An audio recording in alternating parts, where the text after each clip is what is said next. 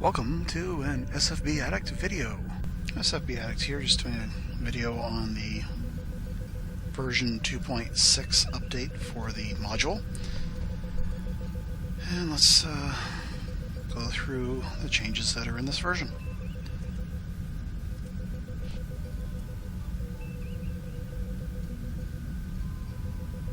Very interesting, it's supposed to show me a board choice there.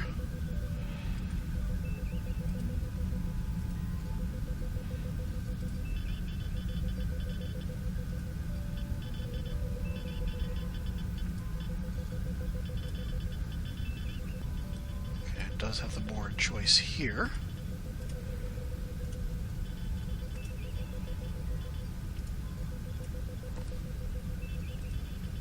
Let's try that again.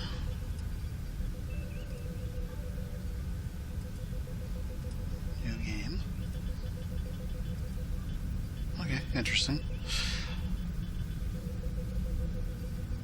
So apparently sometimes when you launch the module it doesn't give you the option of the boards. Oh well. If you ever do get that, you can always just go to new game and it should give you the list of boards.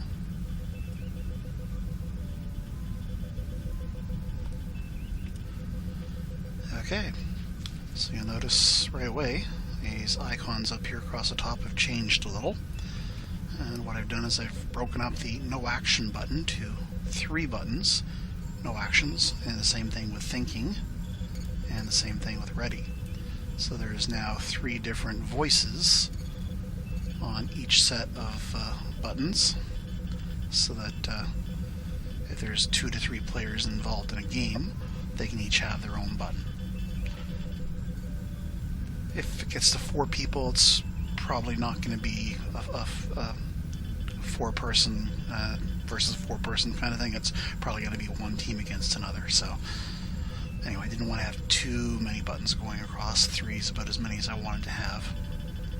But that's one option. But let's go into help and version history.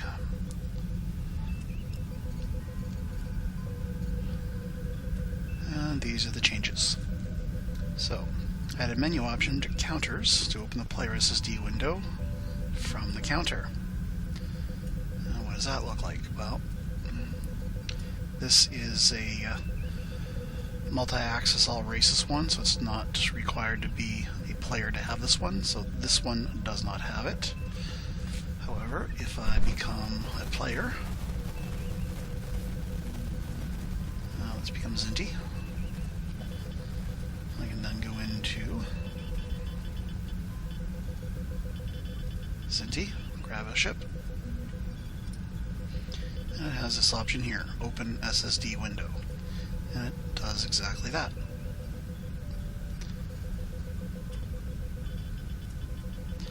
So if you're one of those people that has everything open as multiple windows and you have a tendency to lose where the window is, you can click on it and open it. Not that big of a deal, but kind of hard to implement. Okay, that's one. Okay, drone cards, etc. were not working properly, so I had to add a second masking image, as the counters were restricted access and could not rely on the display style for masked drones. Okay. It does work with unrestricted counters, so that's now been fixed. The same thing was going on with mine and cadet drone cards. These ones had the traits in the wrong order, in addition to having the masking function not working. I missed removing an old option for the Win ESGs, which are no longer being used in this version of the client, so I removed that. Forgot to remove a Hydron sequence of play counter, I removed that. Okay, added a units on map 25% because it was requested. So up in here there's now a units on map 25%. So just to show the rest, there's a 50%.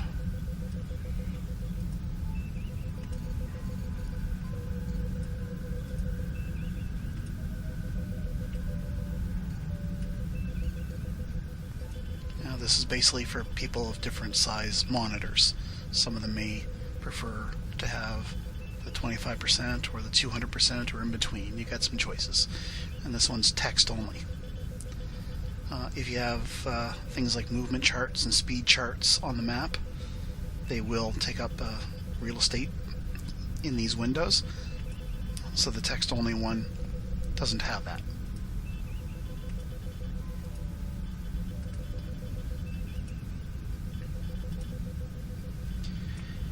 And this is the big complicated one for this update. I divorced the clear move at the map level from turning off and blanking the movement trail for the counters. To do this now, each player must clear their own moves and trails. Now this can be used as an indication they are done movement stage. Now, however, there is a way to clear the trail history. So now there's a map level clear, fire, clear trail, and clear move button. Okay, so what is all of that about? Well, on the map, there used to be just the clear fire and clear move. And the way the old button here was built, it was a predefined thing that was already there as a component in Vassal. And what it did is, when you moved your ship and you clicked clear move, it would clear the move and it would turn off the trail and clear the movement trail history, which we don't want. So I had to rebuild all of that. So now when you do clear move, it simply removes the clear move. And there's a clear trail, which will turn off the trail. And it'll turn it back on. And if you want to clear the history of the trail, for instance, if you've done the trail for all of turn 1, you want to clear it for all of turn 2 as a new fresh one, you have to go into status, or sorry, not status, movement, I believe it is, down here. And you can clear the move trail history. And of course you have other options here for toggling the movement trail on and off. This is the new command for the new button. These two, turning the moved on and turning the moved off. They've been added to the menu as well.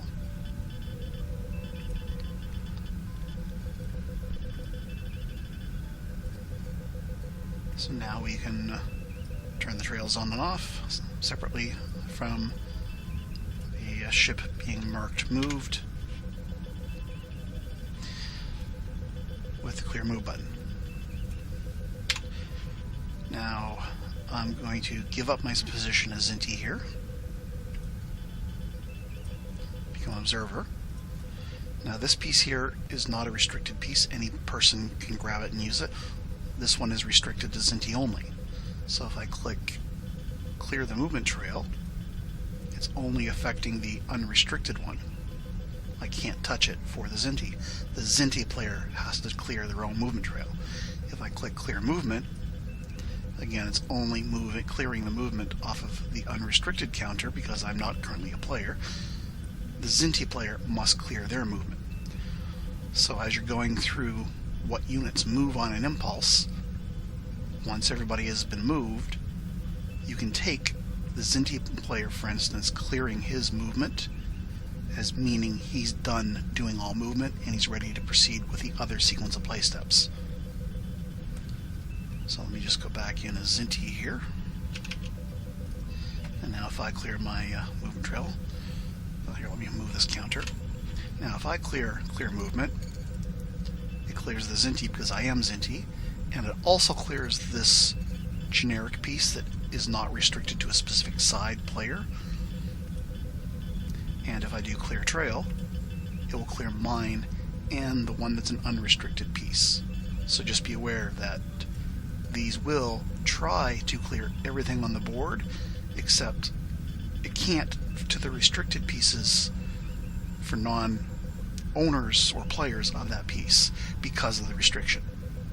So if you're using a mixture of the generic everybody can access pieces and the restricted ones, it will to both your restricted piece and all of the unrestricted ones when you use these commands. Okay, next in the version history, added an encounter menu option to clear the move trail history. I just showed you that. It's on the counter under the movement.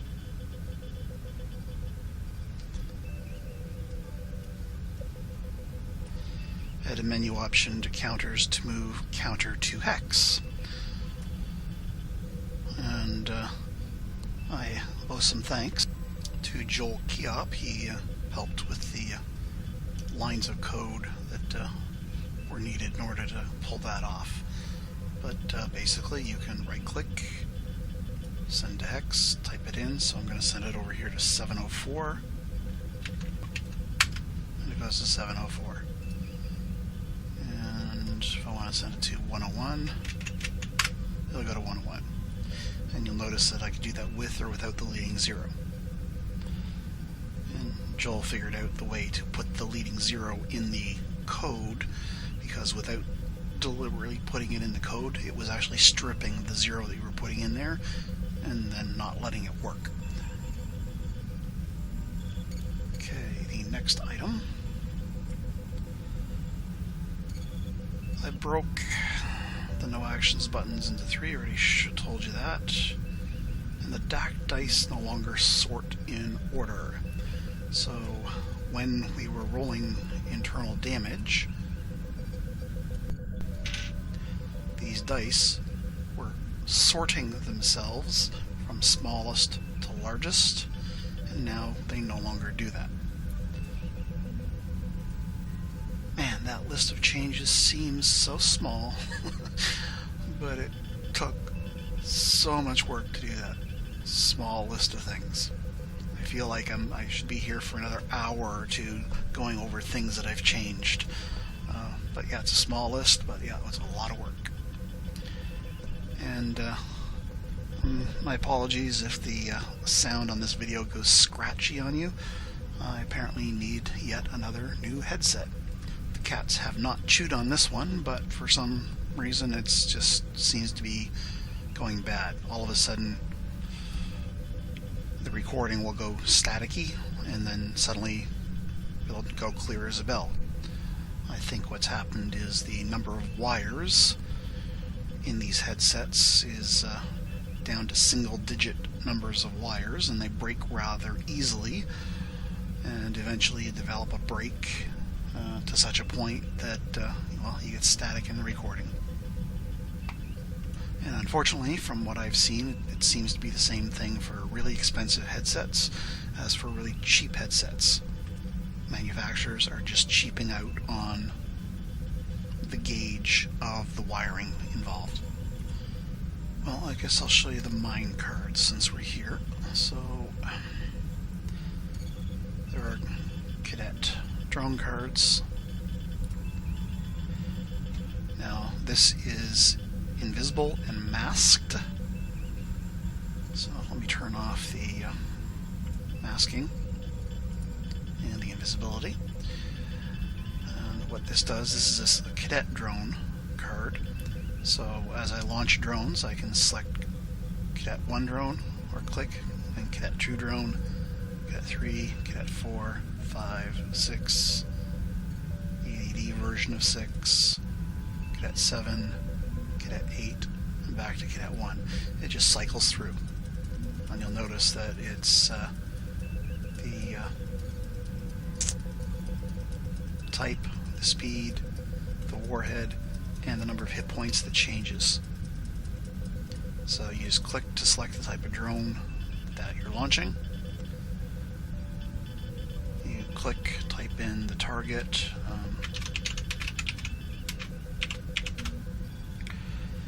And then here for the turn and pulse of launch, you type that in as well. And then you place it on the map. Now, of course, you as the Zinti player will have this as invisible, and you can set all of this stuff and your opponent can't see it.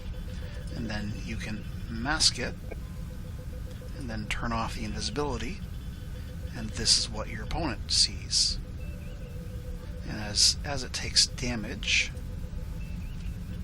you can put in the number of damage there. Now the turn of impulse of launch should be visible, but it's there for you to see because it's not really that big of a deal to the opponent. And you can right-click and change the label, and you can say that this is 5 drones if they're all 5 the same thing kind of thing, and the unit that it's launched from. Now let me become an observer, and you'll see that this is what they see. And as an observer, or the non-owning player, if I click on stuff I can't change it. If I go back in as Inti, and if I unmask it and make it invisible, actually I can leave it masked, it's the same thing. But if I then go back to observer, it disappears entirely because it's invisible. And if I go back in as Inti, I can now see it again. Let me turn off the invisibility, and now I'll become observer again. So the observer, or non-owning player, does see this. Now if I go back in as Zinti, I will turn off the masking, which is the way to reveal it. If I become observer again, so I'm no longer the owner, it's there and I can see it.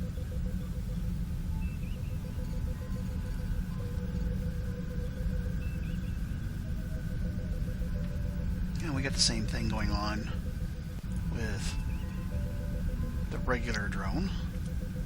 Let me become Zinti again so I can actually see it and grab it.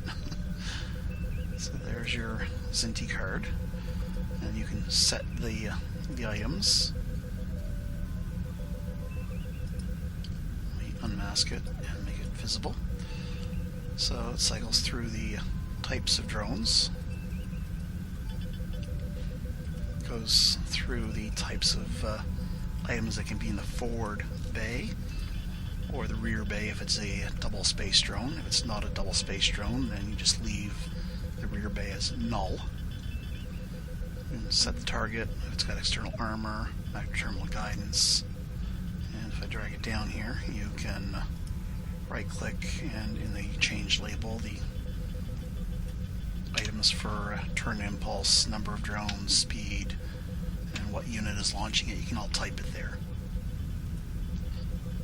And we have the same thing going on with a shuttle card and a mine card. So that's everything that's going to be in version 2.6. So play with it and let me know if I have broken anything inadvertently. Have fun playing SFB.